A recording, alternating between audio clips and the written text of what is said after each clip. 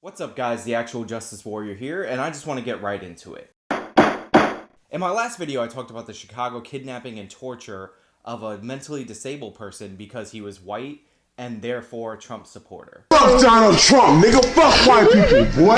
Fuck. Now that was a quick rant and I didn't really have very many edits in it and it was just me getting some stuff off my chest. Unfortunately there were some audio issues and some people on mobile couldn't hear it, so I'm going to give you a quick recap and then I'm going to talk about the fallout and a way to help the victim. For those of you who are unaware, 4 black people kidnapped a white disabled person, held him for 48 hours, tortured him, including partially scalping him, filmed it, and put it on Facebook Live. Now, in my last video, I criticized certain people who were saying Black Lives Matter kidnapping, or Black Lives Matter kidnapped this kid. And the reason I did that is because there was not enough evidence at that point to condemn Black Lives Matter for this action.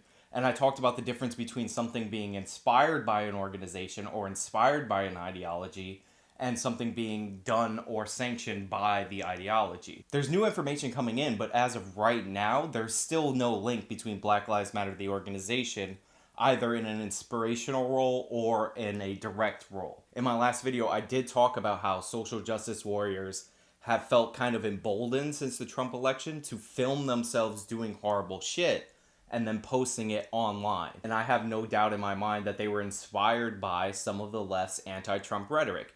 They kept calling him a Trump supporter or saying fuck Donald Trump while they were beating him, as if that justified it. And as I pointed out in my video, I felt like the reason why they kept saying fuck Donald Trump or fuck white people, but specifically Trump, is because the media has been demonizing Trump and his supporters. So they thought if they said fuck Donald Trump, they would rally people to their cause. Fortunately for the rest of society, even the people commenting on the video as it was live streaming were like, what the fuck are you doing? What's wrong with you? So most people, when they saw this, recognized that it was in fact wrong. However, despite the fact that these people targeted a mentally disabled person based on the color of his skin, people are debating whether or not this is a racially based hate crime. The 4 assailants have been charged with a hate crime, but it's unclear whether or not they were charged because the victim was disabled or because it was a racial attack. Now, of course, the social justice warrior side of the left has been either supporting him or trying to downplay whether or not this was a hate crime.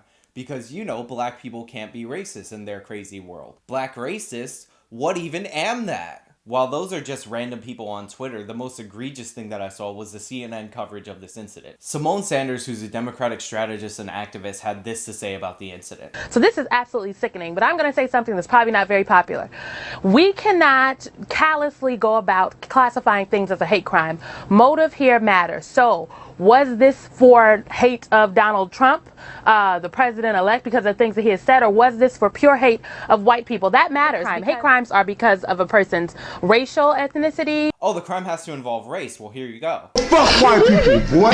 Fuck. I just want to remind folks that we cannot sit here and ignore that for at least for the last year, on very public display, the worst parts of America have been brought from the fringe into the mainstream. So that affects people on both sides. We've talked about white nationalists and white supremacists and the KKK, but there are also when this inflammatory rhetoric is out there, when someone is repeatedly telling you that your community is the worst of the worst, it brings out the worst of the worst in people. Wait, what? She fucking blamed Donald Trump for an attack on somebody when the attackers were yelling, fuck Donald Trump? What? Fuck Donald Trump, nigga. I swear to fucking God, yo, liberals will blame Trump for fucking anything. Something bad can happen to Trump, and the attacker could say, fuck Donald Trump, and they'll still figure out a way to blame him for the violence. Obviously, these people, if they leaned any political direction, it was the one that's away from Donald Trump. But anyway, I'm tired of talking about the attackers and the people who tacitly support or defend them.